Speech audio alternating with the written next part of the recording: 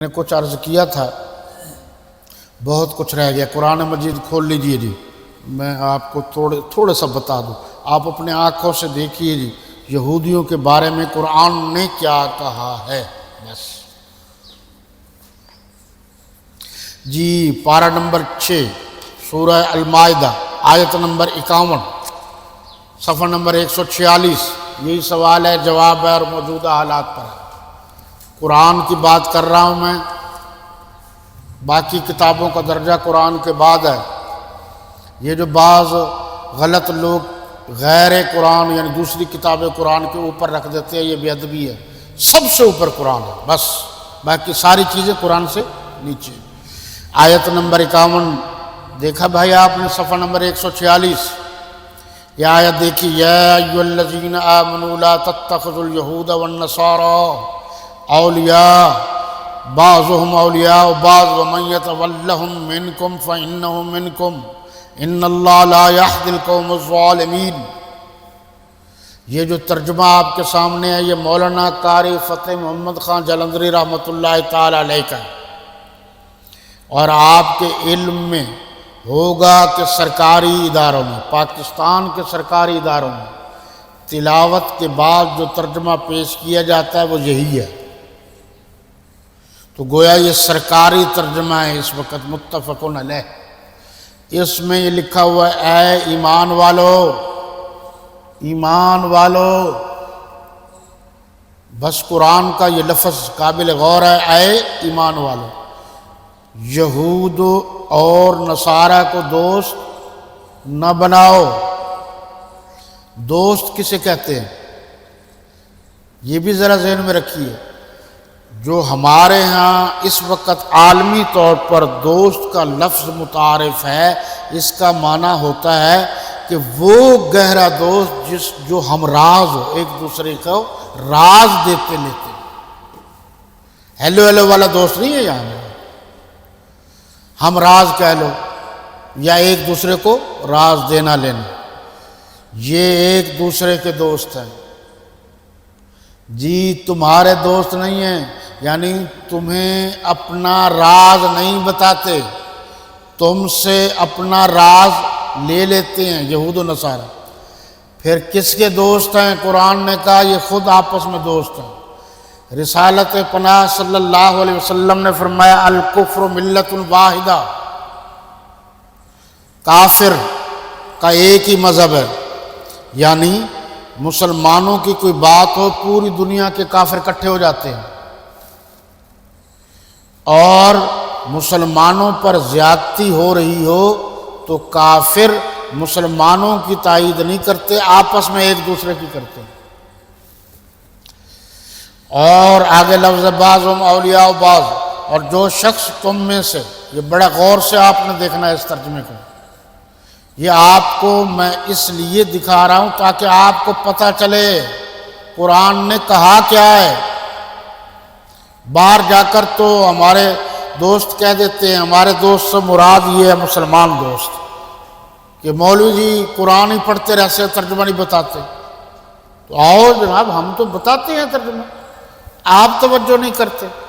آگے کیا لکھا ہوا ہے، اور جو شخص تم میں سے ان کو دوست بنائے گا، یہ ترجمہ ہے وَمَن يَتَوَلَّهُم مِّنكُم۔ یہ بھی آپ کو کوئی نہیں بتائے گا کس لفظ کا ترجمہ ہے، میں آپ کو بتا رہا ہوں کہ وَمَن يَتَوَلَّهُم مِّنكُم، اور جو شخص تم میں سے ان کو دوست بنائے گا، ہے ہمارا مسلمان بھائی دوست، ان کو بنا رہا ہے۔ قرآن نے کیا کہا، فَإِنَّهُ مِنْهُمْ، وہ بھی انہی میں سے ہوگا۔ جناب قرآن تو کہہ رہا ہے وہ تمہارا ہے ہی نہیں، آپ پھر دیکھو جناب، اے ایمان والو، یہود اور نصارہ کو دوست نہ بناؤ، یہ ایک دوسرے کے دوست ہیں، اور جو شخص تم میں سے ان کو دوست بنائے گا، پھر دیکھ لیجئے لفظ بھی وَمَن يَتَوَلَّهُم مِّنكُم، اور من جو شخص یتولا دوست بنائے گا، ہم ان کو، منکم وہ تم میں سے نہیں ہے، وہ نہیں کا ہے۔ تو انہوں نے ترجمہ لکھا جو شخص تم میں سے ان کو دوست بنائے گا وہ بھی انہی میں سے ہوگا۔ یہ انہی میں سے کا کیا مطلب ہے؟ آپ کو تو وہ مسلمان بھی شامل نہیں کر رہا ان کو۔ قرآن بے شک اللہ، آگے دیکھ لو، بے شک اللہ ظالم لوگوں کو ہدایت نہیں دیتا، جی اللہ سب کو ہدایت دیتا ہے۔ اللہ کی طرف سے ہدایت کے دروازے بند تو نہیں ہیں، مگر یہاں اس جملے نے بتایا کہ ظالم کو ہدایت نہیں دیتا، وہ اپنے ظلم میں مغرور متکبر ہو جاتا ہے اور وہ کہتا ہے سارے اختیارات قدرتیں میرے پاس ہیں، اور اللہ کو یہ چیز پسند نہیں ہے، اس لیے فرمایا کہ یہ ہدایت کے قابل نہیں۔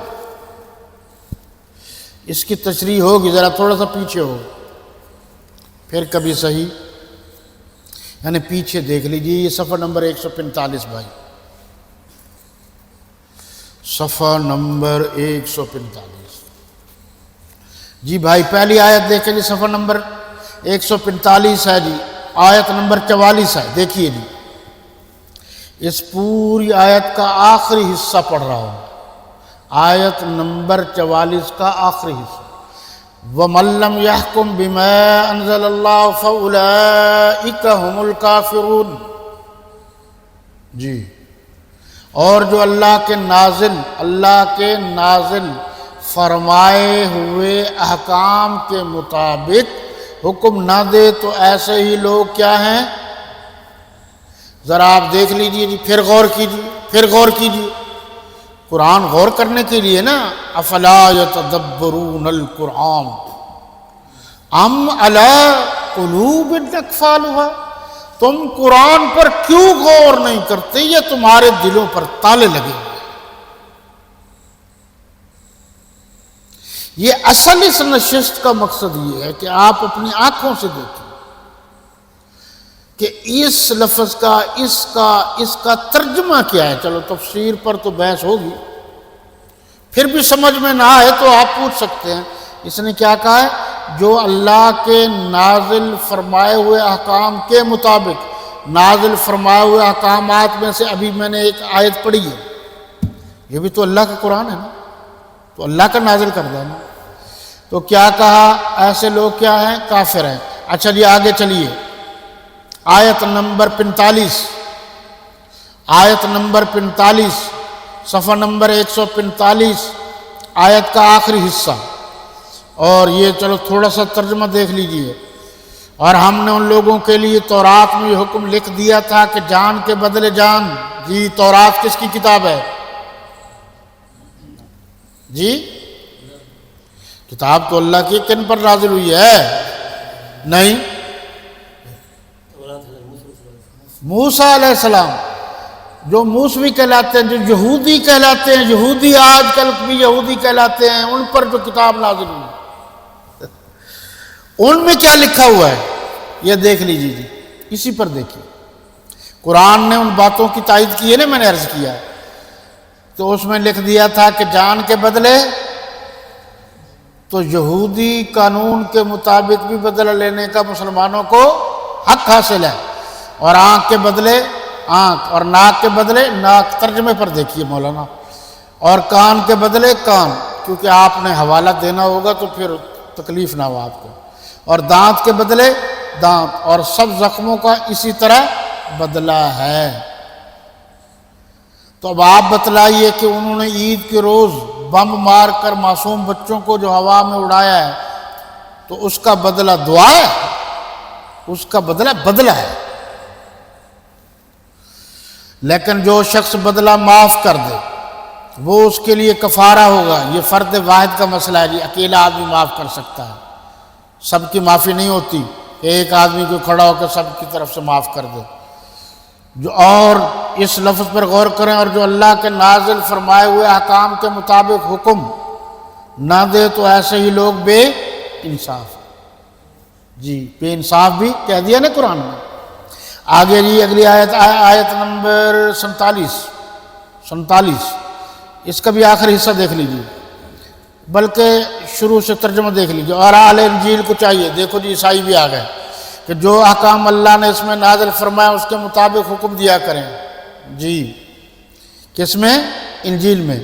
اور جو اللہ کے نازل کیے ہوئے احکام کے مطابق حکم نہ دے گا تو ایسے لوگ نافرمان ہیں. ایک جگہ اولئک هم الکافرون، ایک جگہ اولئک هم الظالمون، ایک جگہ اولئک هم الفاسقون. یہ سب کے لیے اولئک جمع، ہم جمع، فاسقون جمع. انجیل والوں کا ذکر بھی آ گیا، تورات والوں کا ذکر بھی آ گیا.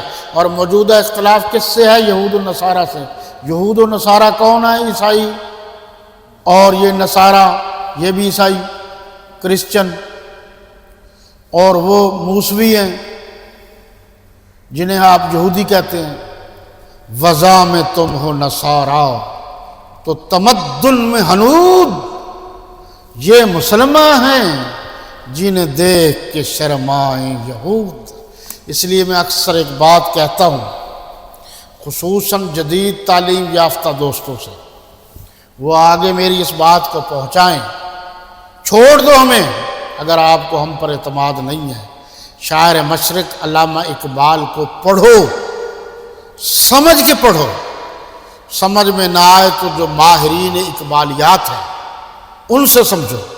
جو علامہ اقبال کو ایمانداری سے پڑھ لیتا ہے وہ بھی اس دور کا سچا مسلمان ہے. باقی پھر صحیح.